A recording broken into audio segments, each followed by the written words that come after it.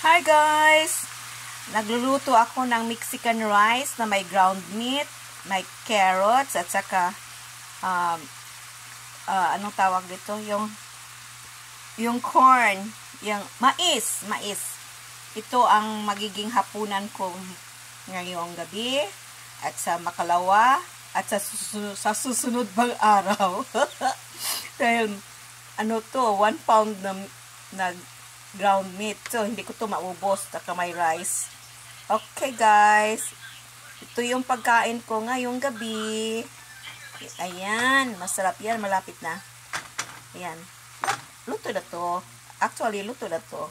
Kaso nga lang gusto ko palang matagal-tagal sa luto na to. Yan. Narinig nyo yung ingay sa kawali or sa Okay.